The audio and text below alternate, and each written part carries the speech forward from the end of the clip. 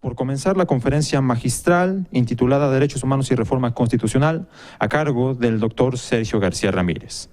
Previo a ello, se realizará una breve semblanza curricular del doctor para efectos de conocer un poco su trayectoria y conocer la relevancia de su actividad en materia de derechos humanos. Cabe destacar que como formación académica, el doctor Sergio García Ramírez es licenciado en Derecho por la Universidad Nacional Autónoma de México y doctor en Derecho por la misma institución. Respecto a su experiencia profesional, es exprocurador general de la República, expresidente de la Corte Interamericana de Derechos Humanos y actual presidente de la Academia Mexicana de Ciencias Penales. Como actividades académicas, destacan el ser investigador del Instituto de Investigaciones Jurídicas de la UNAM, ser antiguo profesor titular en la Facultad de Derecho, investigador nacional emérito del Sistema Nacional de Investigadores y autor de numerosos libros y artículos, siendo coautor de la obra La Reforma Constitucional sobre Derechos Humanos. Sin más, demos la bienvenida al doctor Sergio García Ramírez con un fuerte aplauso y prestemos atención a su importante exposición.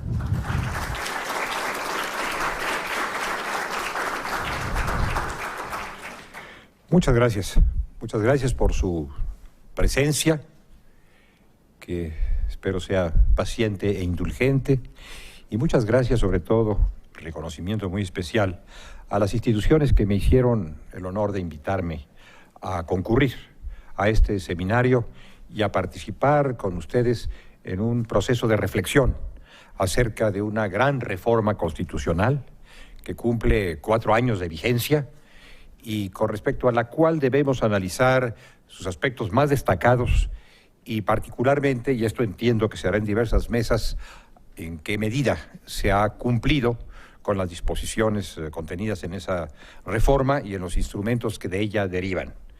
Creo que echar las campanas a vuelo sería prematuro, pero tampoco sería justo omitir el elogio a una reforma que ciertamente ha movido el sistema normativo mexicano y nos ha conducido, nos pretende conducir a mejores etapas de nuestro desarrollo humano y democrático. Es una reforma sólidamente vinculada, como dijo el señor abogado general de la UNAM, a nuestro desenvolvimiento democrático y a los mejores valores y principios de la nación mexicana y, por cierto, a los valores y principios de esta gran universidad, la Universidad Nacional Autónoma de México, como aquí se ha ponderado.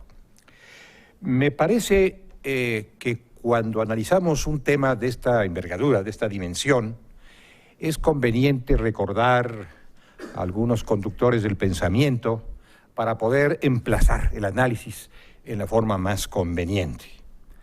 Tengo siempre cerca de mi alcance un texto magnífico de Ortega y Gasset, Las Meditaciones del Quijote. No para imitar a Ortega, sino para aprender de él, tampoco para imitar al Quijote, sino para tratar de observar sus pasos. Y dice Ortega en esas meditaciones del Quijote que es indispensable para el individuo a la hora de hacer valoraciones y de tomar decisiones, ponderarse a sí mismo, medirse a sí mismo, pero conocer también y responder a su circunstancia. De ahí esa expresión tan socorrida, tan conocida, tan utilizada, al menos yo la utilizo con frecuencia, yo soy yo y mi circunstancia, y otro tanto se puede decir de una reforma de esta magnitud que pretende calar en la cultura de la nación mexicana y no solamente en la normativa constitucional, que ya sería mucho. Hay que examinar la circunstancia en la que apareció esa reforma y en la que se está desarrollando. Surgió, como todos sabemos, hace algunos años, con prolegómenos, con precedentes, pero sobre todo hace algunos años con actos concretos de modificación constitucional, en el marco de corrientes y de decisiones de diverso signo y de distinta entidad. Era una hora favorable al reconocimiento de los derechos. Había esa necesidad, había ese apremio en el seno de la sociedad mexicana, me parece, al menos en sectores muy amplios de la sociedad, tras diversos intentos frustrados de reforma constitucional que habían aparecido en los años 2003, 2004, 2005. Me refiero a frustrados en cuanto a que no culminaron en una revisión sistemática del tema de los derechos humanos, aunque sí florecieron en algunas aportaciones concretas significativas. Bueno, esto formaba parte del marco que generó la reforma. También era una hora propicia, y lo sigue siendo esta en la que nos encontramos, a la recepción interna, la recepción nacional del orden internacional de los derechos humanos.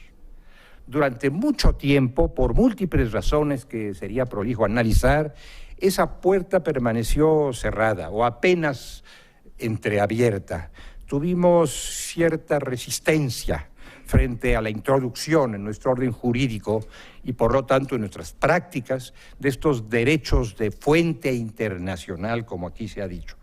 Pero esta reticencia cedió a nuevos grandes movimientos de mundialización y de desarrollo democrático y social, y se abrió con franqueza la puerta, y estaba abierta o se estaba abriendo cuando aparecieron las iniciativas o apareció la iniciativa de reforma constitucional.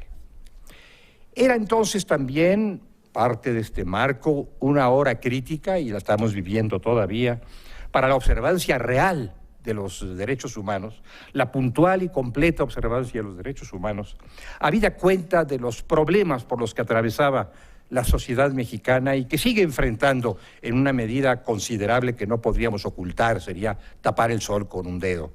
La inseguridad pública, el déficit en las instituciones encargadas de la justicia en un sentido muy amplio, y la lucha contra lo que solemos llamar el crimen organizado, la delincuencia organizada, lucha que se convirtió en una guerra, así se le calificó, con poca fortuna, pero así se le calificó, una guerra cruenta.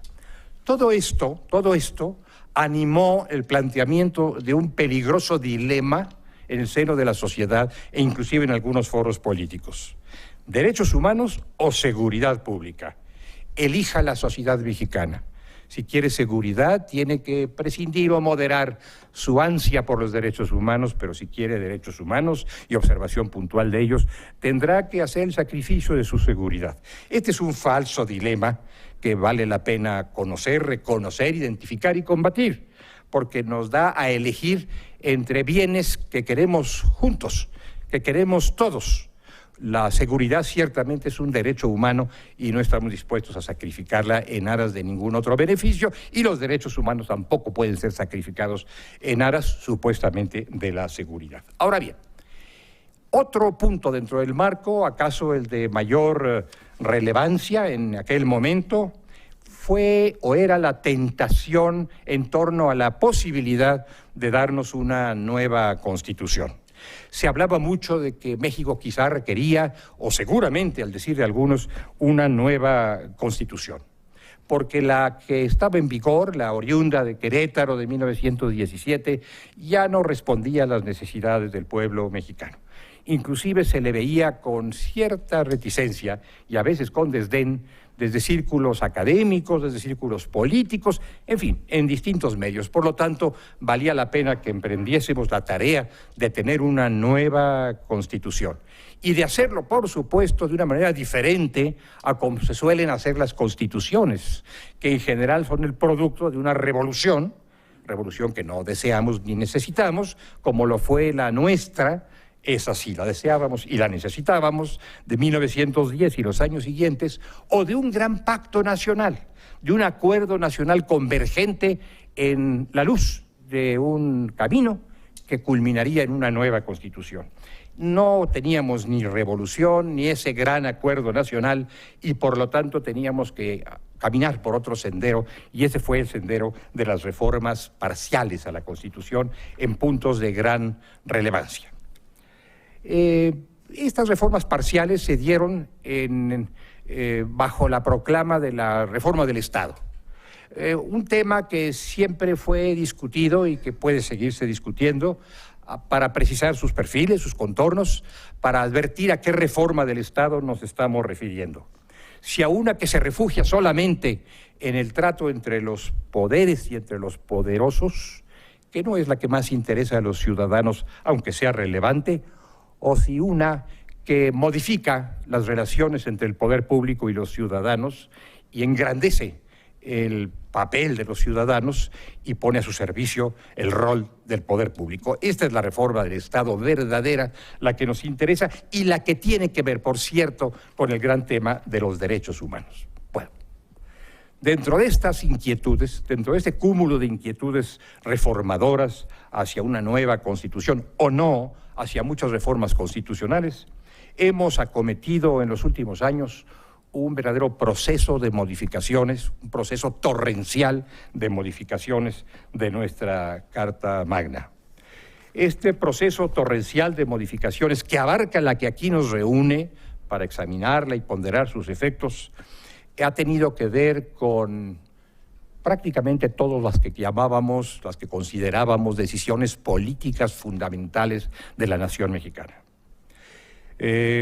Dejando de lado la reforma en materia agraria, que data de años anteriores, la reforma a propósito de las relaciones entre las iglesias y el Estado, recordemos lo que ha pasado con nuestra Constitución y en nuestra Constitución, en nuestra sociedad política, en los últimos, 10 años, en una década. En una década de modificaciones torrenciales, abundantes del texto constitucional, pero también de la orientación general del Estado mexicano y de la sociedad, hemos tenido una reforma electoral en 2007, después de otra, a la que quisimos suponer definitiva y que no lo fue y que nunca podría serlo. Hemos tenido una reforma penal en 2008, que fue precedida por otras reformas en ámbitos también de justicia penal o de justicia cercana o aledaña a la penal, sobre libertad de culto en 2009, antiguo tema de la nación mexicana, sobre amparo en 2011 y sobre derechos humanos, con la de amparo también en 2011, otra reforma política, que es nuestra afición más acentuada, en 2011, en torno a la República Laica en 2012, la reforma educativa de 2013, precedida de otras reformas constitucionales, la reforma en materia de telecomunicaciones, 2013, la que tiene que ver con energética, una nueva reforma política en 2014, nuestra afición más acentuada, la de transparencia en 2014, la que concierne a la lucha contra la corrupción. Ojalá que el aparato que se ha creado para combatir la corrupción no sea como esa figura del cine neorrealista alemán, un golem que se nos deshaga entre las manos, pero ahí está ya en movimiento un sistema para combatir la corrupción y ahora se ha anunciado ya el perfeccionamiento, entiendo que está pendiente de publicación el decreto, o acaso se ha publicado en las últimas horas otra vez sobre justicia para adolescentes. En fin. Desde 1917 hasta el 27 de mayo de 2015, habíamos tenido 223 decretos de reforma constitucional. No digo reformas de artículos o de incisos, de epígrafes o de fracciones, sino decretos de reforma constitucional que abarcaban un gran número de preceptos reformados por única vez, por segunda, tercera, cuarta o 20ª vez. Y entre 2005 y 2015, es decir, una década, apenas una década, 62 decretos de reforma constitucional, que son un número mayor que el total de reformas que recibió la Constitución política, liberal y federal de 1857 en todos sus años de vigencia. En 10 años nos las hemos arreglado para un cambio de 180 grados en la Constitución.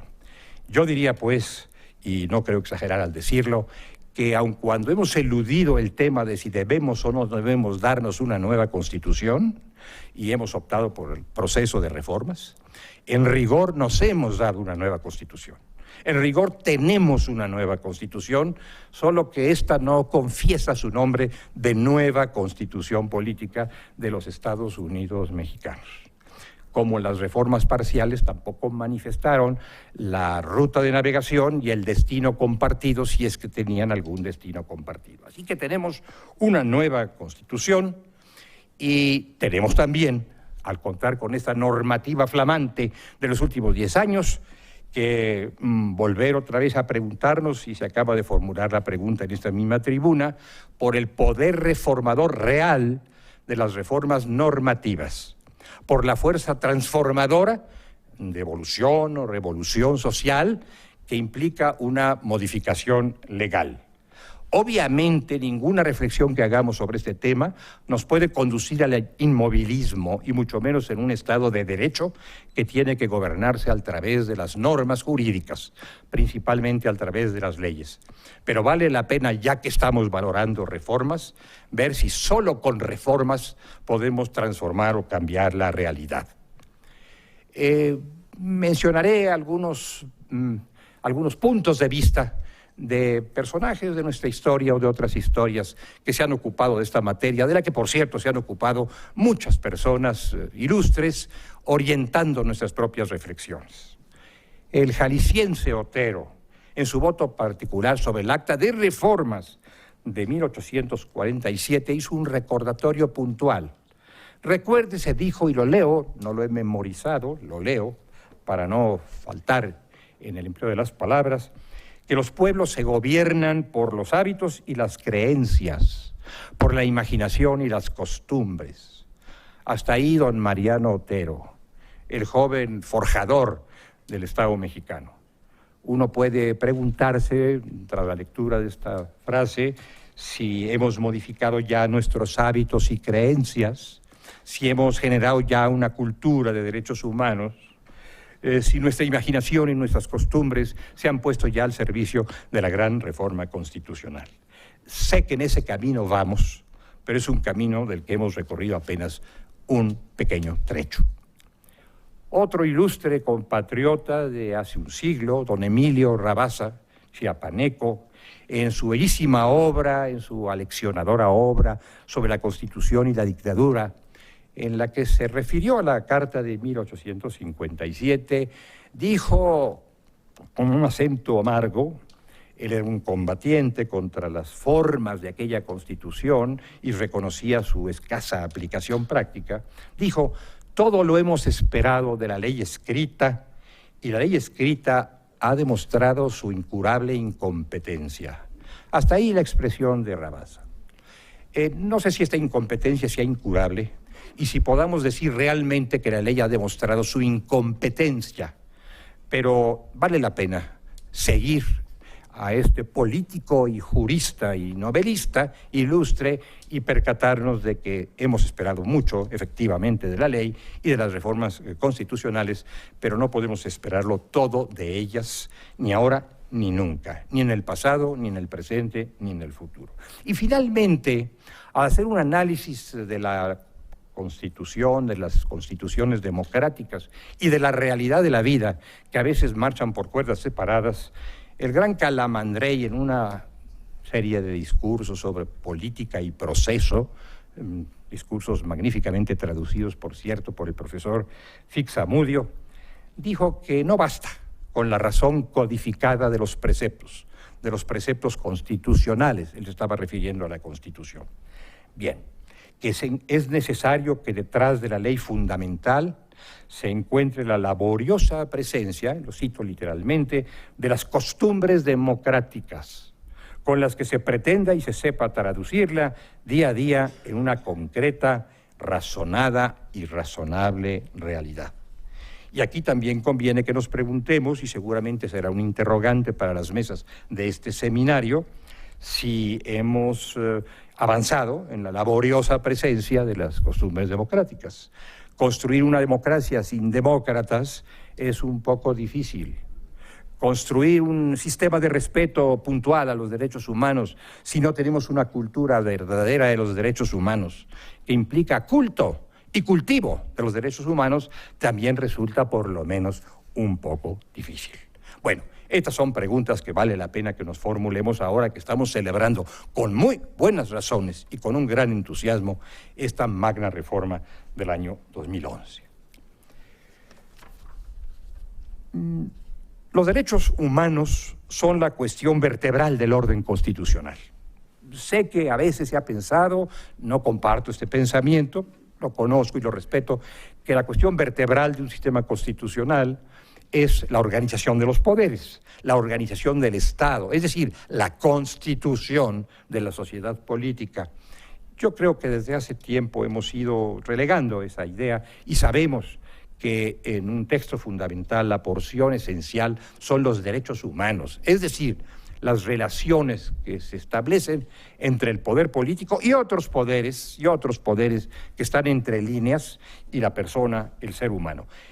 Esto consta en los textos fundacionales de la era moderna, en los grandes textos de influjo mundial, el norteamericano independentista y el francés revolucionario y el gaditano anunciando grandes cambios, y desde luego en los textos mexicanos que se afiliaron a esa incipiente corriente universal.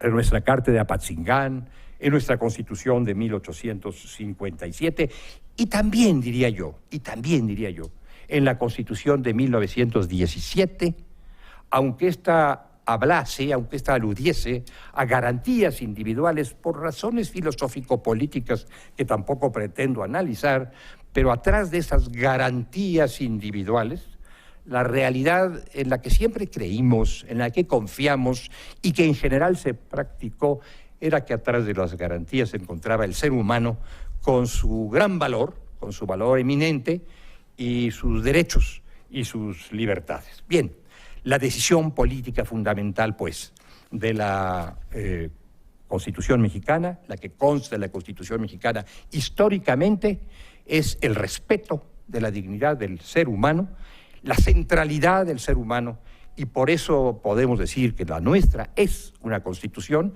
no desde 2011, sino desde antes, antropocéntrica en el sentido que utiliza Haberle para referirse con estos términos a las constituciones contemporáneas. Es una Constitución que pone en el centro de sus preocupaciones y de su perspectiva al ser humano. Ahora, esto se nutre con una tradición, con una larga tradición benéfica mexicana, liberal y social, que nos viene del siglo XIX, que avanzó con fuerza en el siglo XX, sobre todo a partir de 1917, y también con el derecho internacional, la otra fuente de los derechos humanos, que no es un orden jurídico impuesto, sino soberanamente aceptado, lo destaco, soberanamente aceptado, por los estados firmantes, y México es uno de ellos, de los grandes tratados internacionales sobre derechos humanos.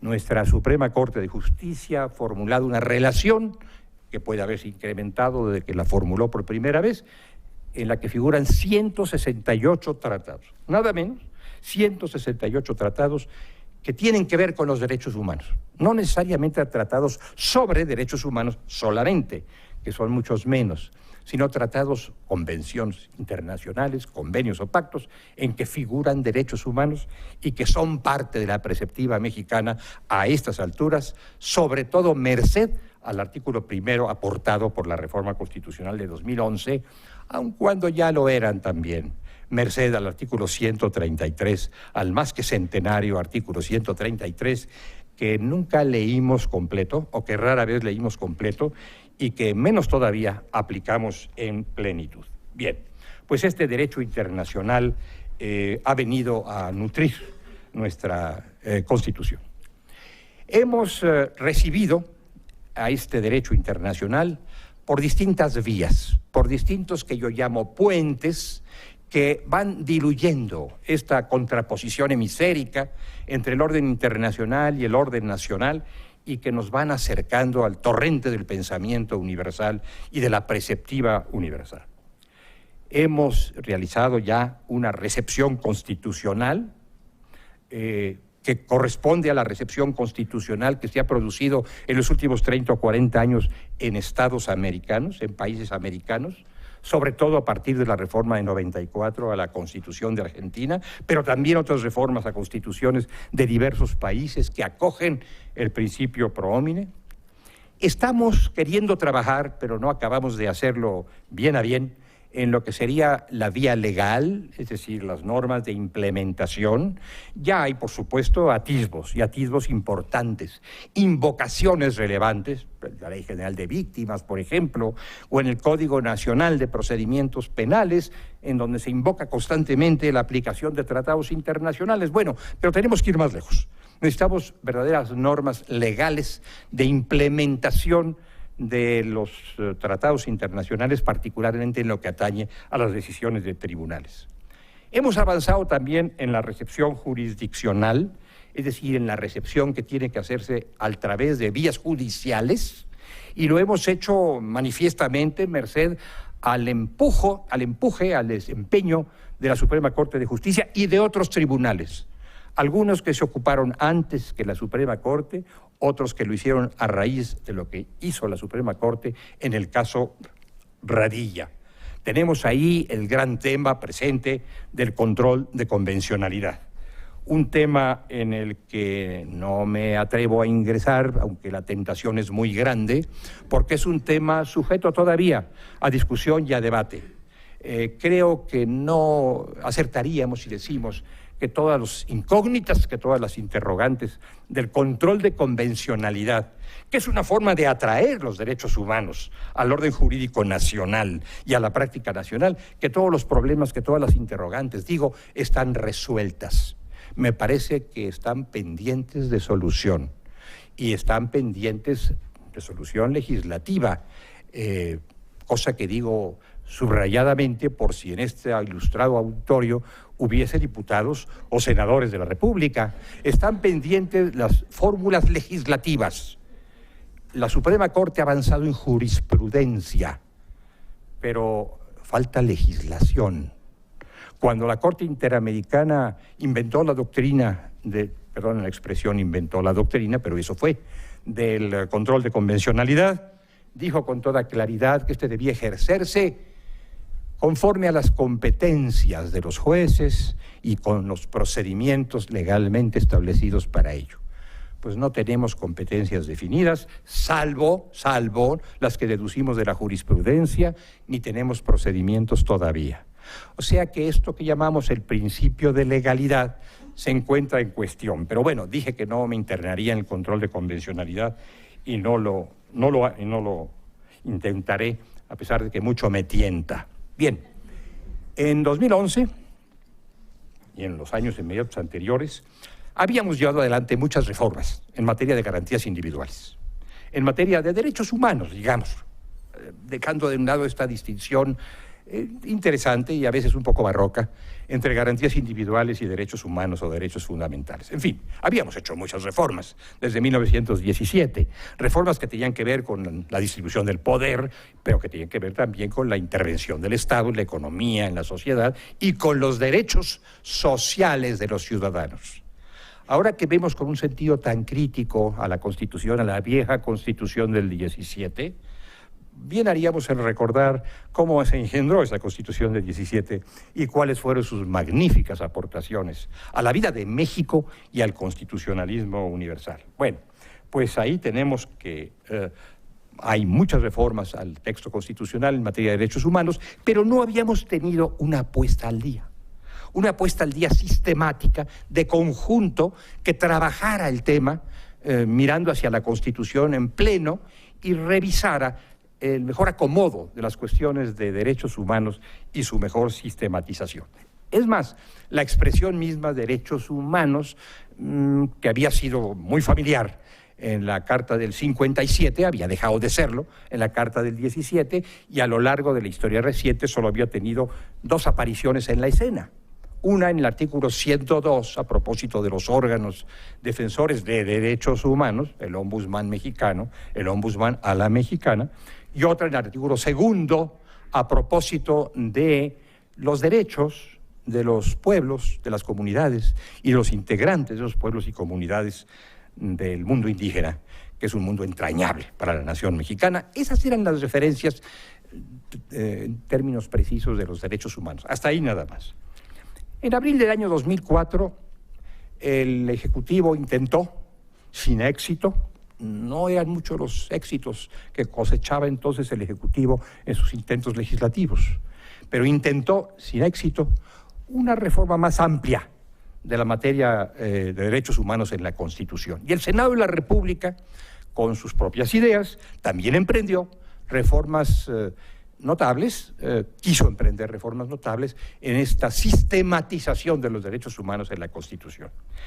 Este proceso no alcanzó el éxito que quizá hubiera podido lograr en otras circunstancias, pero tuvo algunos productos laterales muy notables, muy apreciables, como por ejemplo la supresión de la pena de muerte, que de cuando en cuando todavía aparecen algunas postales, ¿verdad?, en algunos anuncios que pululan en nuestras calles, ¿verdad?, pero que ha sido erradicada, por fortuna, de la Constitución mexicana y de buena parte del mundo americano que ha suscrito el protocolo de la Convención de San José para la supresión de la pena de muerte. Bueno, esto ocurrió en 2005 y fue un resultado plausible de aquellos procesos de cambio en aquella época. También se llevó adelante la incorporación de México, a través de una reforma del artículo 21, en el sistema penal internacional.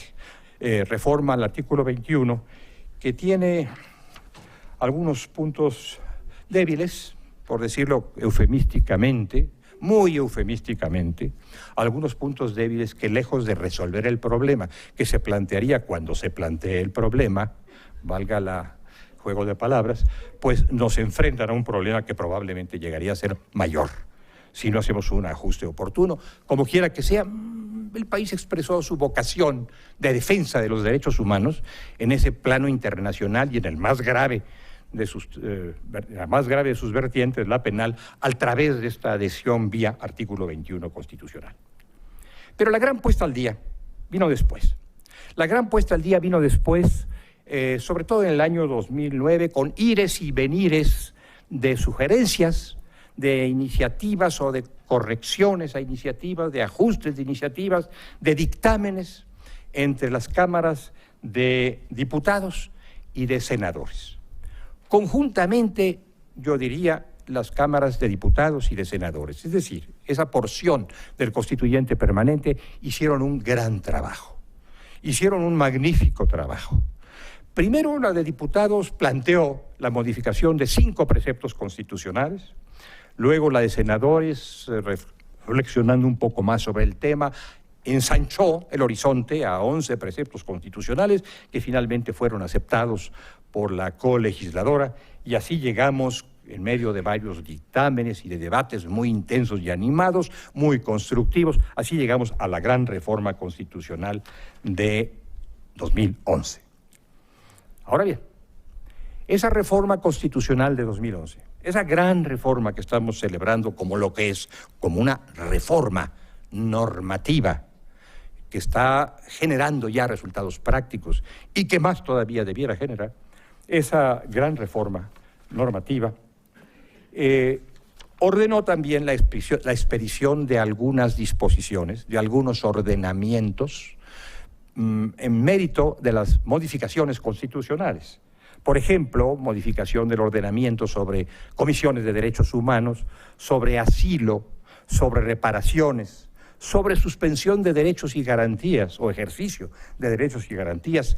Parece ser que pese al plazo impuesto por la Constitución, todavía están pendientes algunos de estos ordenamientos. Parece ser. Quizá mi información no es tan actual y ya no están pendientes, pero bueno, bueno sería que emprendiéramos de nueva cuenta, que pusiéramos de nueva cuenta, manos a la obra, para salir adelante con estos ordenamientos ordenados por el constituyente permanente, pero algo más que eso. Es importante también que veamos cómo, y muchos lo han hecho, y el propio Congreso se ha ocupado de esto, en alguna medida respetable y apreciable, que veamos cómo la reforma constitucional influye sobre el gran aparato normativo de la nación mexicana, sobre la legislación federal y la legislación local y otras normas que son de obligatoria observancia.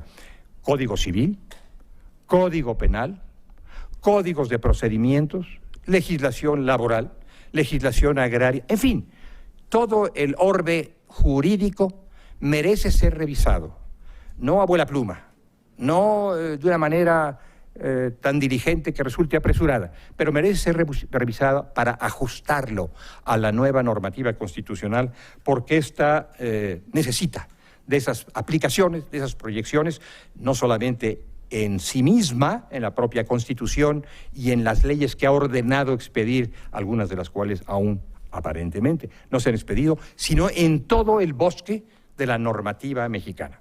No es que no se haya hecho nada, sería una temeridad de mi parte decir semejante cosa. Se ha caminado, se ha avanzado, ha habido modificaciones y ajustes, Pero esto debe continuar y debe continuar vigorosamente, precisamente bajo la bandera de los derechos humanos. Precisamente bajo la bandera de los derechos humanos, no solamente del mejoramiento técnico de los preceptos, que pues obvio hay que lograrlo, sino bajo la bandera de los derechos humanos. Bueno, voy a la reforma misma, brevemente. Creo que he consumido mucho tiempo con esos prolegómenos, pero tienen que ver, por supuesto, con la reforma y con su espíritu, con su sentido, con su marco. Se ha dicho reiteradamente que la reforma entraña un nuevo paradigma. La expresión es rotunda y combatiente. Yo creo que debiéramos verla con cierta cautela. No con rechazo, por supuesto, con cierta cautela, porque en parte sí y en parte no. El nuevo concepto, el viejo concepto nuevo, renovado, sobre las características o la naturaleza de los derechos humanos y el rol que ahí incumbe al Estado y el rol que ahí incumbe a los ciudadanos, no entraña un nuevo paradigma. Es el restablecimiento, es el rescate, es, digámoslo en términos hasta dramáticos, para llamar más la atención, es la resurrección de un viejo paradigma. Es la puesta al día otra vez, o la puesta en el texto constitucional, del paradigma que ya estaba en la Constitución de Apatzingán, del paradigma que ya estaba en la Constitución de 1857. La idea de que los derechos son inherentes a la persona humana, son extremos concretos de su dignidad, que son compromiso del Estado, que se portan desde la cuna hasta la tumba, como se ha dicho expresivamente. Es una idea que ya estaba entre los patricios del aurora de nuestra insurgencia. Entonces, esto lo hemos rescatado. Lo hemos rescatado, no lo hemos inventado, lo hemos rescatado y lo hemos colocado. Y enhorabuena que lo hayamos hecho, hora era de que se hiciera, en el texto de la Constitución, pero no está allí la vertiente más, digamos, notable del paradigma. La vertiente más paradigmática o más clara del nuevo paradigma, del llamado nuevo paradigma, reside en la recepción del derecho internacional de los derechos humanos. Esto sí que nos coloca en un mundo diferente, en un mundo que no teníamos en Apatzingán, que no teníamos en 24, que no teníamos en 57, que no teníamos en 17, salvo por ese no muy leído artículo 133, que es estrecho, que es insuficiente y que por ser poco leído, pues resultaba muy poco aplicado. Pero bueno, olvidémonos un poco del 133, que no era suficiente, realmente, que no era suficiente, y recordemos que el artículo primero nos ha colocado de plano ante este derecho internacional de los derechos humanos, no solamente en sus aspectos preceptivos, cuando describe garantías, cuando describe derechos y libertades, sino también cuando describe mecanismos de protección, o alude, más que describirlos, a los mecanismos de protección nacionales e internacionales.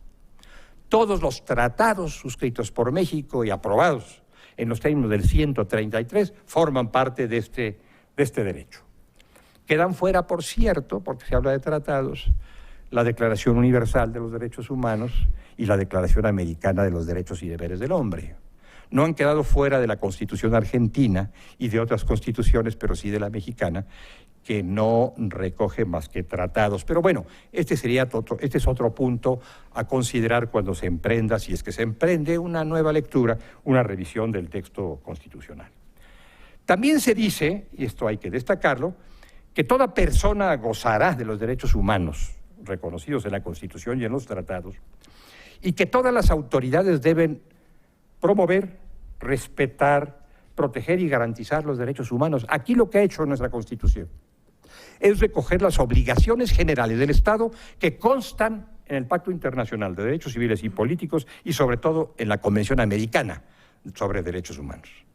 Un deber de reconocimiento implícito, un deber de respeto, una obligación o deber de garantía, un deber de adopción de medidas, un deber de colaboración en esa figura llamada garantía colectiva en la que participa también el Estado mexicano, junto con todos los estados de América, suscriptores del Tratado Internacional al que me estoy refiriendo.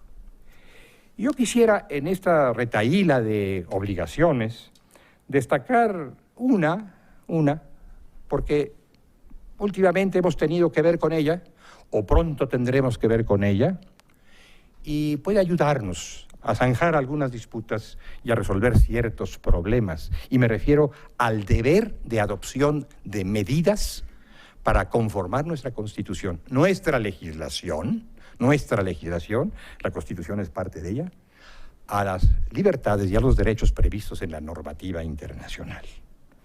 Nos hemos planteado el problema de qué pasa cuando hay tensión o cuando hay conflicto entre disposiciones nacionales y disposiciones de derechos humanos del orden internacional aceptado por México. ¿Qué hacemos? ¿Qué prevalece? Hemos trabajado un tema interesante, que es el tema del parámetro de regularidad, abarcando tanto las normas de tradición nacional y de fuente nacional como las de internacional, y con la expresión de regularidad constitucional hemos cubierto la disputa acerca de la jerarquía normativa, porque lo que realmente está en el fondo de este tema, lo que realmente está es la jerarquía normativa. Es qué norma prevalece, si es que acogemos el principio, que es el gran principio rector, universalmente aceptado y nacionalmente admitido, pro homine. Si acogemos ese gran principio rector, ¿qué norma prevalece? Es un parámetro de regularidad, pero yo diría que es un problema de conflicto de normas. Y aquí recuerdo, es donde voy a recordatorio acerca de este artículo segundo, de esta obligación de adopción de medidas, el compromiso del Estado mexicano. Si hay oposición o tensión entre nuestra Constitución y un tratado internacional que tiene medidas más generosas de tutela al ser humano de las que contiene la Constitución, que es más avara en el reconocimiento de derechos y libertades, si esto ocurre, volvamos los ojos hasta el artículo segundo del Tratado Internacional. Bueno, primero hacia el calce del tratado, donde están las firmas. Ahí está la firma de México, soberanamente estampada, y el reconocimiento republicano de la vigencia de ese tratado. Y luego hacia arriba, hacia el artículo segundo, que dice que el Estado adoptará todas las medidas legislativas o de otra naturaleza, pero dice legislativas explícitamente, y la Constitución sugiere medidas legislativas o de otra naturaleza que aseguren el respeto y la garantía a estas normas previstas en los tratados internacionales. Entonces, yo prefiero, más que rasgarme las vestiduras ante las decisiones, que siempre es un buen pasatiempo este rasgado de vestiduras, ¿no? Pero más que rasgarme las vestiduras ante esta conflictiva que se ha suscitado, que es muy respetable y que tiene fuentes atendibles, prefiero volver hacia este sencillo precepto, a este sencillo artículo segundo, y decir, bueno, pues si el arraigo, por ejemplo, es contraventor de la normativa internacional, como en efecto lo es, si las disposiciones sobre prisión preventiva, algunas de ellas, son contraventoras de la normativa internacional, como en efecto lo son, y algunos otros extremos más, pues lo que tendremos que hacer es reconocer, como hemos reconocido otras veces, que ahí hay una tensión, que ya hay una contradicción y que tenemos que resolverla. No solo a golpes de sentencia, a golpes de legislación. Y si es necesario, a golpes de legislación constitucional, para que no haya tensiones. Y sobre todo, y este es un punto de vista para los pragmáticos, para no exponernos a condenas anunciadas a cargo de tribunales internacionales. Las condenas emitidas contra el Estado mexicano en varias sentencias de la Corte Interamericana eran condenas anunciadas, se veían venir, iba a pasar. Cualquiera que hubiera leído la jurisprudencia del Tribunal Interamericano sabía que cuando ese problema llegase a México, tocase a México, se iba a resolver como ya lo había resuelto la Corte Interamericana en casos de otros países. Y como necesariamente, so pena que variase su jurisprudencia, lo iba a hacer en el caso de México. Y así ocurrió. Y nos ha costado trabajo. Y nos ha costado trabajo reajustarnos a estas disposiciones del mundo internacional, aun cuando en esta labor, en este esfuerzo, la Suprema Corte de Justicia ha hecho una tarea magnífica. ha hecho una tarea magnífica reconociendo, acogiendo, recibiendo el derecho internacional de los derechos humanos y concediéndole la alcurnia, la alta jerarquía que merece. También en el artículo primero, y será el único que analice de esta manera tan breve que estoy utilizando, también en el artículo primero se nos habla acerca de la interpretación de las normas atinentes a los derechos humanos, de conformidad con la Constitución y con los tratados internacionales. Hablamos, para sintetizar, de interpretación conforme. Probablemente algún estudioso de la lengua dirá, ¿conforme con qué? ¿Conforme a qué? Bueno, conforme. Interpretación conforme. Conforme a la Constitución y conforme a los tratados internacionales. Bueno, aquí volvemos otra vez al tema del pro homine o del pro persona. Interpretación conforme con ese espíritu pro persona o pro homine.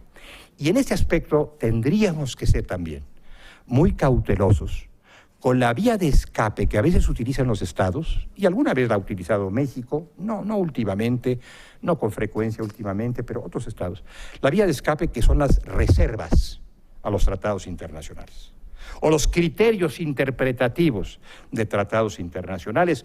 Cuidado con esto, porque estas reservas que se valen, está en el derecho internacional de los tratados, la posibilidad de establecer reservas, no pueden ser cualesquiera reservas. No pueden poner en jaque al tratado internacional. No pueden significar un atentado para el objeto y el fin de un tratado, que es un tema muy delicado cuando vienen al caso los derechos humanos. Ya hemos recibido algunas consideraciones, digamos, o algunas resoluciones de la Corte Interamericana en las cuales se nos recuerda que no todas las reservas y que no todas las declaraciones interpretativas son válidas, porque las hay que ponen en juego la aplicación misma, el espíritu, la materia, el objetivo del tratado internacional. Bueno, es obvio, amigas y amigos, que habría muchísimo más que decir, no solamente en relación con el artículo primero, que es un artículo toral, nuclear, básico, de toda la Constitución y de todo el derecho mexicano, sino en relación con otros preceptos que fueron igualmente modificados en el año 2011. Entre ellos, el más importante de todos los preceptos constitucionales, para mi gusto, el artículo tercero constitucional. Y digo el más importante porque, siendo todos constitucionales y siendo todos relevantes, no se diga el artículo primero, el artículo tercero es el único que diseña un modelo de sociedad, un modelo de Estado, un modelo de ser humano.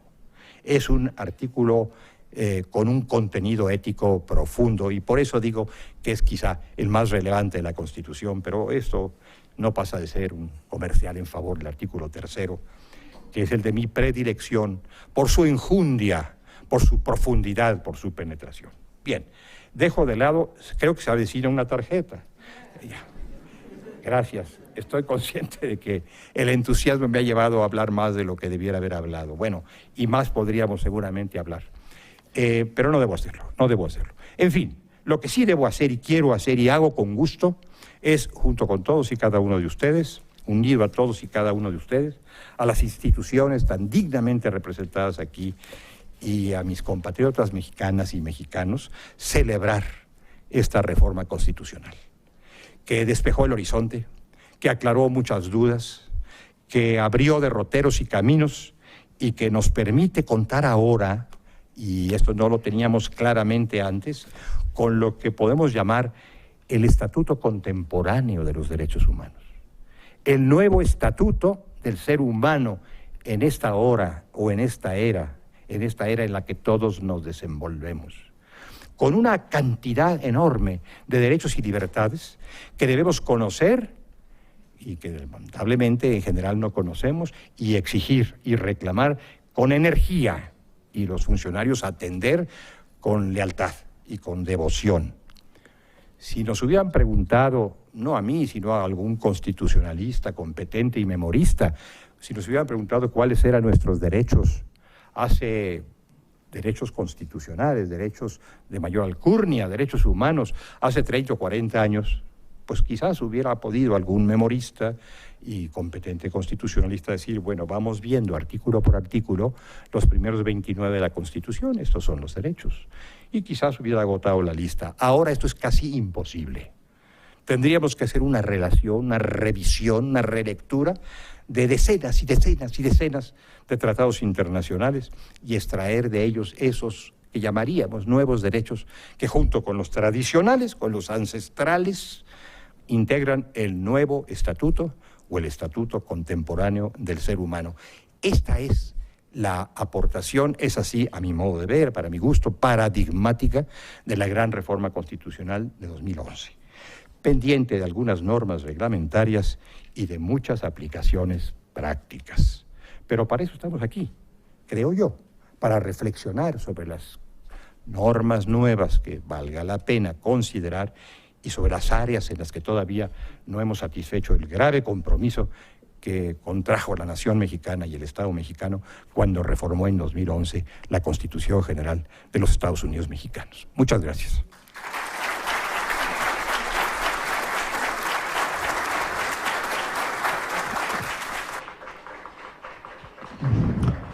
Agradezcamos las palabras del doctor Sergio García Ramírez con un fuerte aplauso, y es preciso atender a sus reflexiones respecto a la reforma constitucional en derechos humanos.